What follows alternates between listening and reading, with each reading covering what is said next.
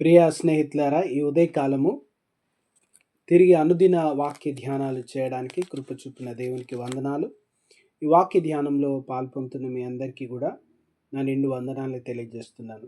గడిచినటువంటి నెలలో లెంట్ కాలంలో అనుదినము లెంట్ కార్యక్రమాల్ని, రీసెర్చ్ ప్రోగ్రామ్స్, నా స్టడీస్ని బట్టి కొద్ది దినాలు చాలా బిజీగా ఉండి అనుదిన ధ్యానాలు రికార్డ్ చేయడానికి నాకు వీలు కలగలేదు. ఒకసారి వీడియో ప్రారంభించిన కదా, మళ్ళీ ఆడియోలకు వెళ్ళడానికి ఇష్టం లేక మళ్ళీ ఆగి మళ్ళీ వీడియోస్ చేయడానికి సమయం దొరికేంత వరకు ఆగాల్సినటువంటి పరిస్థితి ఏర్పడింది. కాబట్టి దాన్ని మనసులో ఉంచుకోగలరని మనవి. యథావిధిగా కీర్తనల గ్రంథాన్ని అనుదినం ధ్యానం చేస్తాం. 115వ కీర్తనతో మరలా ప్రారంభించి ముందుకు కొనసాగుదాం. నేటి కొరకు ఏర్చుకున్న కీర్తన వాక్య భాగము 115వ కీర్తన మొదటి వచనం మట్టుకు చదవడానికి నేను ఇష్టపడుతున్నాను.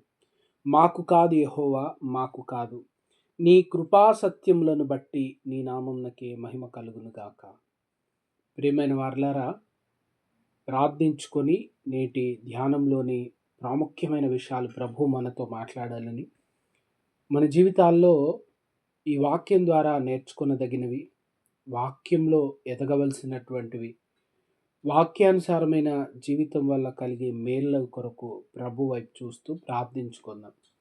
కనికరం గల దేవ, వాక్యం ద్వారా మాట్లాడుతూ మమ్మల్ని బలపరచమని యేసయ్య నామంలో అడిగి వేడుకుంటున్నాం తండ్రి, ఆమెన్. ప్రియ స్నేహితులారా, ఈ ఉదయము మాకు కాదు యెహోవా అని కీర్తనాకారుడు చెప్పుచున్నాడు. మాకు కాదు, మహిమ నీకు కలగాలి, ఘనత నీకు కలగాలి.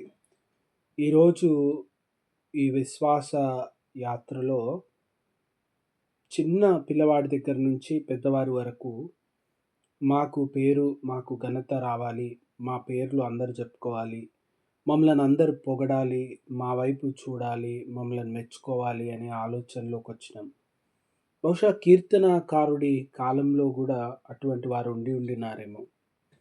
అయితే ఈ కీర్తన రాసేటప్పటికీ బహుశా ఇశ్రాయేలీలు చెరలో ఉన్నప్పుడు వారు యూదులు మాత్రమే కాక ఇతర జనాంగంలో యూదేతరులు అంటే ఇంకా వేరే దేవుళ్ళని ఆరాధించేటువంటి సమాజంలో లేదా బహుళ మత సమాజంలోకి వాళ్ళు వచ్చినప్పుడు దేవుళ్ళ గురించినటువంటి చర్చ, మతములు విశ్వాసముల గురించినటువంటి చర్చ వచ్చినప్పుడు వారిలో చాలా సామాజిక స్పృహ వచ్చింది.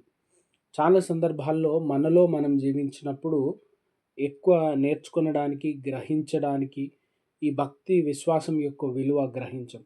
ఎప్పుడైతే మనం ఇంకా ఇతర విశ్వాసములు గల వారితో ఉన్నప్పుడు వీటి గురించిన ఆలోచన వస్తుంది. ఇశ్రాయేలీలు అటువంటి ఒక సందర్భంలో ఉన్నప్పుడు వారు ఆలోచన చేస్తూ ఉన్నారు.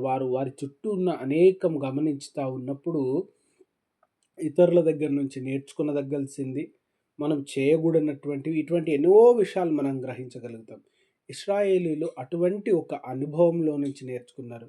ప్రభువా, మహిమ మాకు కాదు, ఘనత మాకు కాదు, నీ నామంకి చెల్లాలి. నీ కృపను బట్టి, నీ మంచితనమును బట్టి, నీ ప్రేమను బట్టి, నీ దయాళుత్వాన్ని బట్టి నీకు మహిమ చెల్లాలి. ఈరోజు మన వాక్యం చెప్పిన, పాట పాడిన, సాక్ష్యం చెప్పిన, చిన్న పని చేసిన, టీ అందించిన, బిస్కెట్ ఇచ్చిన ప్రతి ఒక్కరు నన్ను పొగడాలి, నన్ను మెచ్చుకోవాలనుకుంటాను. మనము దేవుని పని చేయడానికే దేవుడు మనకు తలాంతులు ఇచ్చినారు. మనం దేవుని కార్యములు చేయడానికే దేవుడు మనకు జ్ఞానం ఇచ్చినారు. మనం దేవుని పని కొరకే, దేవుని ఉద్దేశములు, దేవుని చిత్తాన్ని నెరవేర్చడానికే ఇక్కడికి వచ్చినాం. మన కొరకు ఎప్పుడు మనం రాలేదు. ఒకవేళ ఆ రీతిగా పొరపడితే ఈరోజు కీర్తన మన జ్ఞాపకం చేస్తుంది.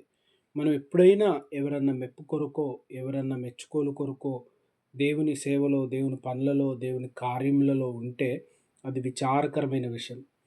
నేటి కీర్తన జ్ఞాపకం చేస్తుంది. మాకు కాదు, మాకెప్పుడు కాదు ప్రభువా, నీ నామంకే మహిమ కలగాలి, నీ నామంకి ఘనత రావాలి, నీ నామ ఘనత కొరకే మేమందరం జీవించాలి. అటువంటి హృదయము, మనసు దేవుడు మనందరికీ కలుగజేయును గాక. ప్రార్థించుకుందాం. కనికరం గల ప్రభువా, వాక్యం ద్వారా మాట్లాడినందుకు వందనాలు. మీరే ఘనత, మహిమ, ప్రభావం పొందుకోమని, వాక్యం విన్న ప్రతి వారిని దర్శించి వారి అవసరతల అక్కర్లను తీర్చమని యేసయ్య నామంలో ప్రార్థిస్తున్నాం తండ్రి.